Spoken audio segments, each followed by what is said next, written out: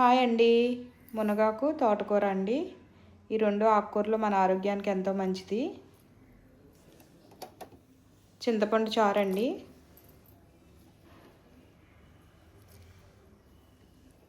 ఇలాగ మనకు కావాల్సినంత వాటర్ తీసుకుని అన్నీ వేసుకుని పచ్చిమిర్చి, 2 టమాటాలు, కొద్దిగా ఉల్లిపాయ ముక్కలు, పసుపు, కారం, చింతపండు, కొద్దిగా బెల్లం అన్నీ వేసుకుని మరిగించుకుంటాం కదా. ఈ సమ్మర్లో ఎక్కువగా మనకి చారు ఉంటే బాగుంటుంది కదండి. చారు, పెసరపప్పు చారు ఇలాంటివి ఎక్కువ చేసుకుంటాం కదా. చారు ఎంత మరిగితే అంత రుచి వస్తుందండి. ఇదైతే తోటకూర ఫ్రై.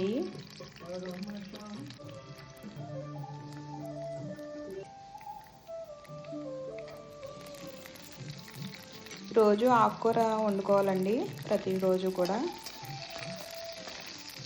ఆకుకూర పప్పు కానీ లేదంటే ఆకుకూరలో కర్రీస్లా కానీ ఎప్పుడైనా ఇలా ఫ్రై అలా ఒక రోజు ఒక్కోలా వండుకుంటే మంచిదండి. ఎప్పుడు ఒకేలా వండుకుంటే బోర్ అనిపిస్తుంది కదా.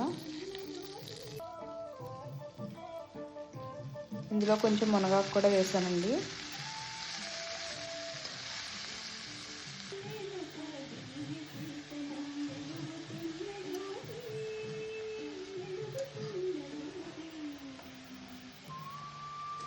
డైలీ తోటకూర వండుకుంటే కూడా మంచిదండి.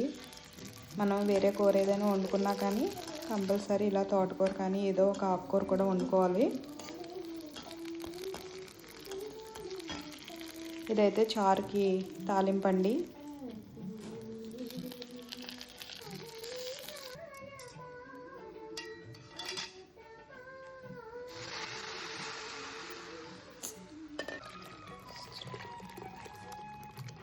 ఇలా చారు బాగా మరిగాక ఇలా పోపు వేసుకుంటే చాలా రుచిగా ఉంటుంది.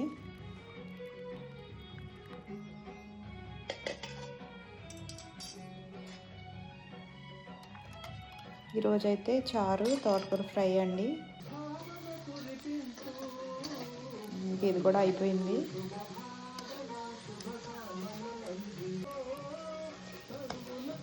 ఇలా కొద్దిగా ఆకుకూరలో కొంచెం సాల్ట్ ఉంటుంది కదా, అందుకని ఉప్పు తక్కువ వేసుకోవాలి. ఈరోజు అయితే చారును తోటకూర వేపుడునండి. బాయ్ అండి.